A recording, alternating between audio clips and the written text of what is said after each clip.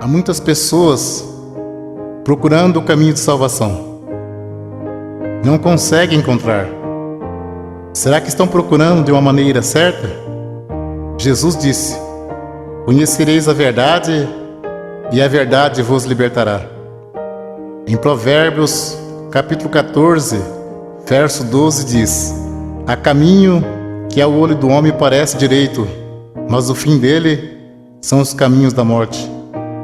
No Evangelho segundo Mateus, capítulo 15, verso 14 diz: se um cego guiar outro cego, ambos cairão na cova. Em Jeremias capítulo 17, verso 5 diz: maldito o homem que confia no homem. Então tudo que for falado aqui, você pode conferir aí na sua Bíblia Sagrada, para que você possa entender o caminho da verdade. Se Deus não tivesse plano de salvação na tua vida, esta mensagem não teria chegado até você. Entrai pela porta estreita, porque largo é o caminho que conduz à perdição, e muitos são os que entram por ela. O apóstolo Paulo escreveu: se o julgamento começa por nós, qual será o fim daqueles que são desobedientes ao Evangelho de Deus? Se alguém não valorizar a palavra de Deus, com certeza dirá naquele dia: eu pensei que todos os caminhos levassem a Deus. O apóstolo Paulo escreveu aos Gálatas, capítulo 1, versos 6, 7, 8 e 9: maravilho-me de que tão depressa passeis daquele que vos chamou a graça de Cristo para outro evangelho, o qual não é outro. Mas há alguns que vos inquietam e querem transtornar o evangelho de Cristo. Mas ainda que nós mesmos, ou um anjo do céu, vos anunciar outro evangelho além do que está escrito, seja anátema. Assim como já vos dissemos, agora de novo vos digo: se alguém vos anunciar outro evangelho além do que já recebeste, seja anátema. Jesus Cristo disse: eu sou o caminho, a verdade e a vida. Ninguém vem ao Pai senão por mim. O Evangelho segundo João, capítulo 10, verso 9 ao 14. Jesus disse: eu sou a porta. Se alguém entrar por mim, salvar-se-á. E entrará e sairá e achará pastagem. O ladrão não vem senão a roubar, a matar e a destruir. Eu vim para que tenha vida, e vida com abundância. Eu sou o bom pastor. O bom pastor dá sua vida pelas ovelhas. Mas o mercenário e o que não é pastor, de quem não são as ovelhas, vê vir o lobo e deixa as ovelhas e foge. E o lobo as arrebata e dispersa. Ora, o mercenário foge porque é mercenário e não tem cuidado das ovelhas. Jesus disse: eu sou o bom pastor, e conheço as minhas ovelhas, e das minhas sou conhecido. Veremos agora em Apocalipse, capítulo 22, versos 18, 19, 20 e 21. Porque eu testifico a todo aquele que ouvir as palavras da profecia desse livro, que se alguém lhe acrescentar alguma coisa, Deus fará vir sobre ele as pragas que estão escritas neste livro. E se alguém tirar quaisquer palavras do livro desta profecia, Deus tirará a sua parte da árvore da vida e da cidade santa que está escrito neste livro. Aquele que testifica essas coisas diz: certamente cedo eu venho. Amém. Ora vem, Senhor Jesus. A graça de nosso Senhor Jesus Cristo seja com todos vós. Amém. Segunda Epístola, João, capítulo 1, verso 10 e 11. Se alguém vem ter convosco e não traz essa doutrina, não o recebais em casa, nem tampouco o saudeis, porque quem o sauda tem parte nas suas más obras. Segunda Epístola, Pedro, capítulo 3, versos 16, 17 e 18. Falando disso, como em todas as suas epístolas, entre as quais há ponto difícil de entender, que os indoutos e inconstantes torcem igualmente as outras escrituras para a sua própria perdição. Vós, portanto, amados, sabendo isto de antemão, guardai-vos de que, pelo engano dos homens abomináveis, sejais juntamente arrebatados, e descaiais da vossa firmeza. Antes crescei na graça e conhecimento de nosso Senhor e Salvador Jesus Cristo. A Ele seja dada a glória, assim agora, como no dia da eternidade. Amém. Segunda Epístola a Pedro, capítulo 1, verso 20 e 21. Sabendo primeiramente isto, que nenhuma profecia da Escritura é de particular interpretação, porque a profecia nunca foi produzida por vontade de homem algum, mas os homens santos de Deus falaram inspirado pelo Espírito Santo. Se a profecia não é de particular interpretação, então não temos nada que dizer que a doutrina é de Pedro ou de Paulo, mas sim doutrina de Jesus Cristo. Para termos a salvação, precisamos ter compromisso com a palavra de Deus.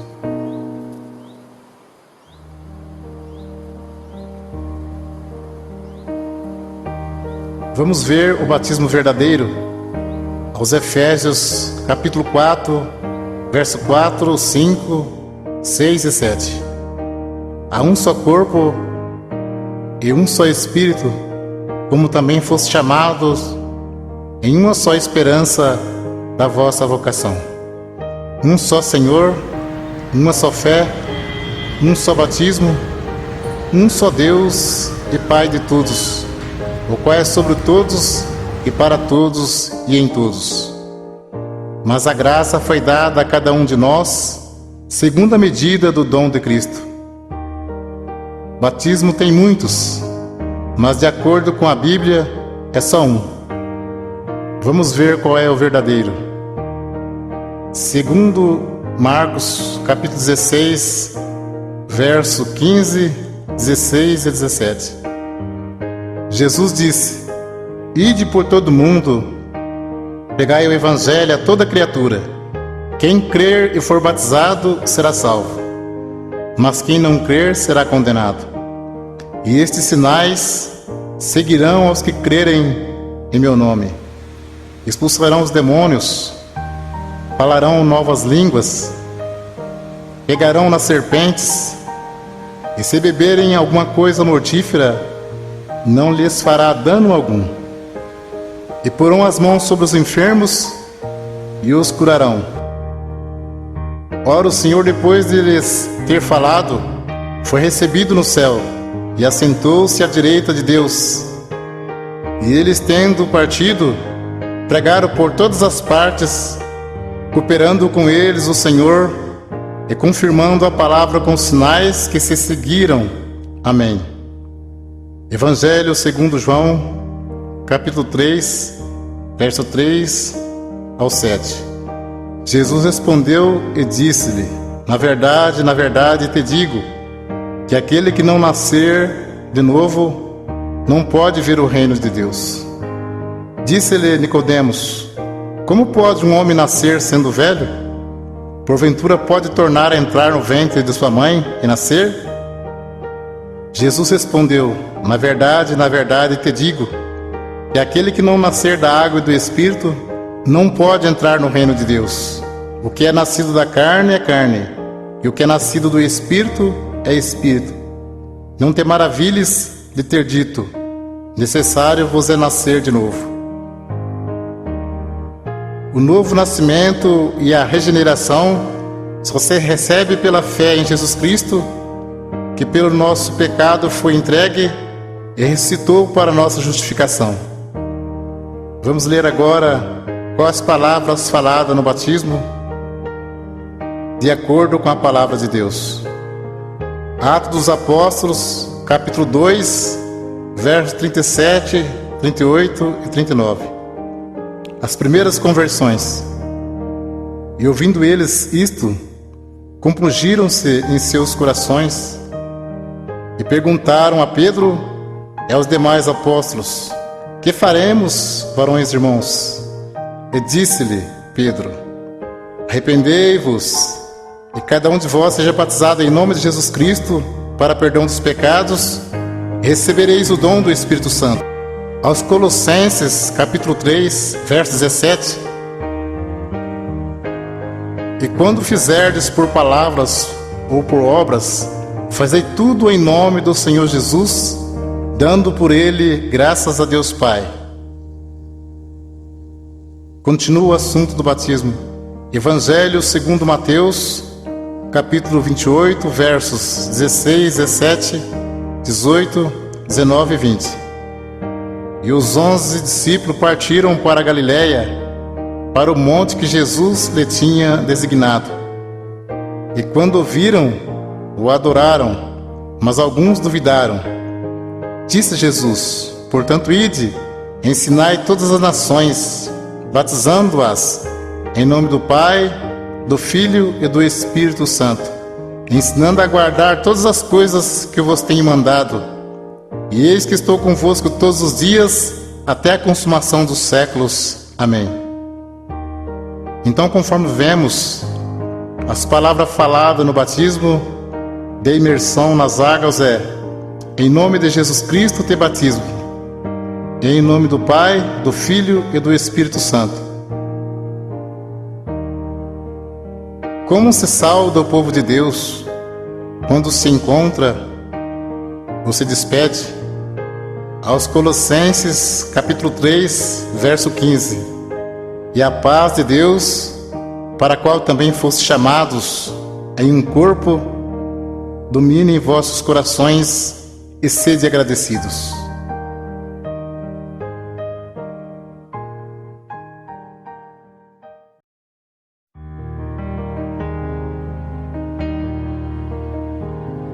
Vamos ver doutrina Santo Ósculo. Nós vamos ver qual é a igreja de Cristo que diz na Sagrada Escritura.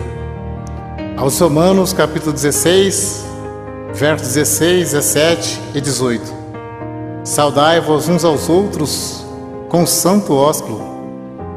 As igrejas de Cristo vos saúdam. E rogo-vos, irmãos, que noteis os que promovem dissensões e escândalo contra a doutrina que aprendeste. Desviai-vos deles, porque os tais não servem a nosso Senhor Jesus Cristo, mas ao seu ventre, e com suaves palavras e lisonjas enganam os corações dos simples. Também em primeira epístola a Pedro, capítulo 5, verso 14: saudai-vos uns aos outros com o ósculo de caridade. Paz seja com todos, vós que estáis em Cristo Jesus. Amém. Vamos ver agora a doutrina do véu. 1 aos Coríntios, capítulo 11: e louvo-vos, irmãos, porque em tudo vos lembrais de mim, e retende os preceitos como vou-lo entreguei. Mas quero que saibas que Cristo é a cabeça de todo varão, e o varão a cabeça da mulher, e Deus a cabeça de Cristo. Todo homem que ora ou profetiza, tendo a cabeça coberta, desonra sua própria cabeça, mas toda mulher que ora ou profetiza com a cabeça descoberta, desonra sua própria cabeça, porque é como se estivesse rapada. Portanto, se a mulher não se cobre com o véu, tosquie-se também. Mas se para a mulher é coisa indecente tosquiar-se ou rapar-se, que põe o véu. O varão, pois, não deve cobrir a cabeça, porque é a imagem e glória de Deus, mas a mulher é a glória do varão. Porque o varão não provém da mulher, mas a mulher do varão. Porque também o varão não foi criado por causa da mulher, mas a mulher por causa do varão. Portanto, a mulher deve ter sobre a cabeça sinal de poderio por causa dos anjos.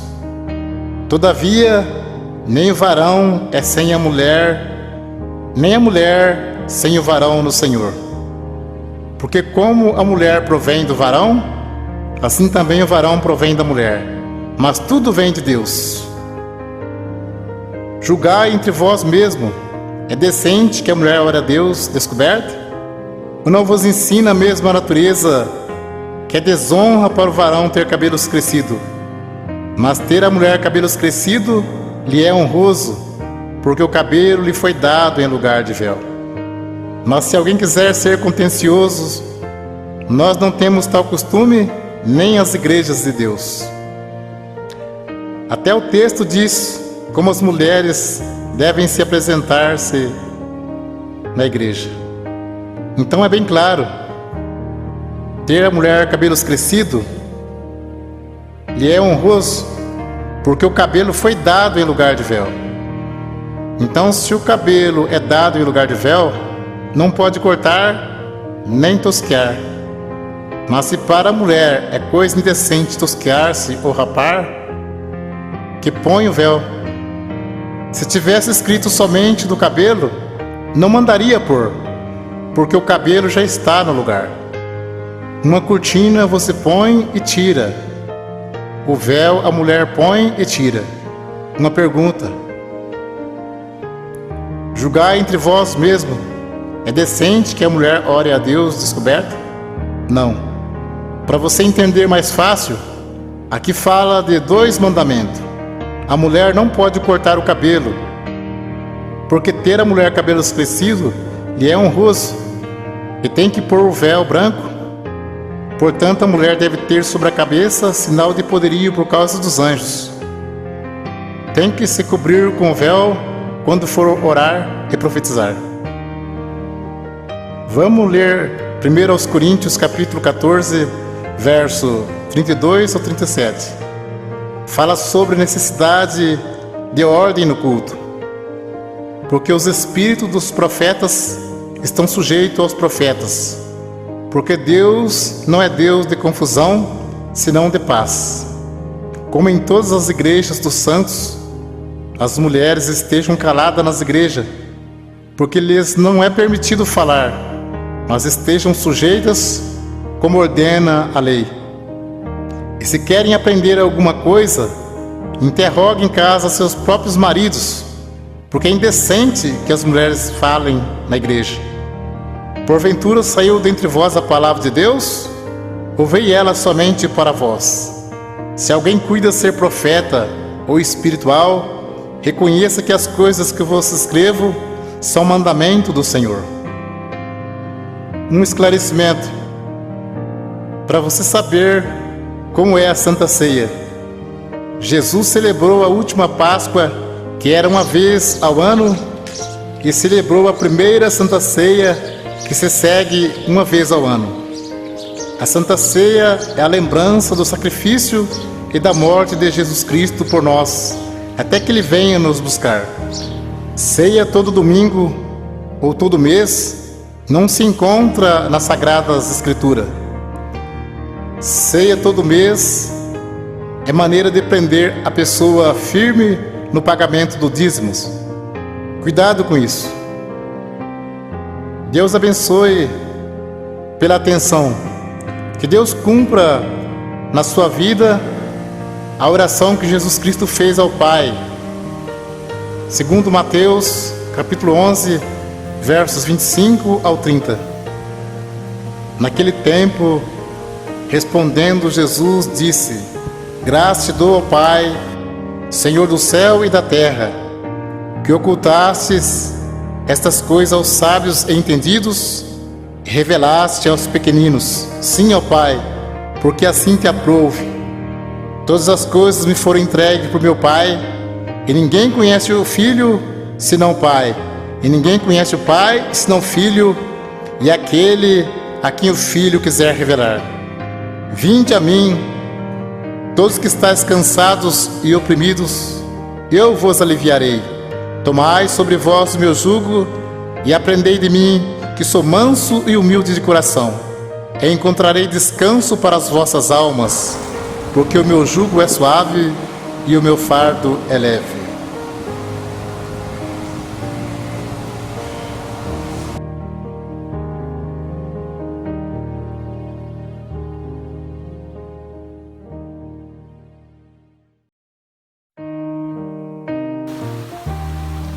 O assunto agora é sobre dízimos. Velho Testamento, Malaquias, capítulo 3, versos 8 e 10. Roubará o homem a Deus? Todavia vós me roubais e dizeis: em que te roubamos? Os dízimos e nas ofertas alçadas. Trazei todos os dízimos à casa do tesouro, para que haja mantimento na minha casa. E depois fazer prova de mim, diz o Senhor dos Exércitos, se eu não vos abrir as janelas do céu e não derramar sobre vós uma benção tal, que dela vos advenha a maior abastança. Alguém levava um animal perfeito e o sacerdote negociava o animal perfeito e sacrificava um animal imperfeito no lugar. Nisso que eles estavam roubando a Deus.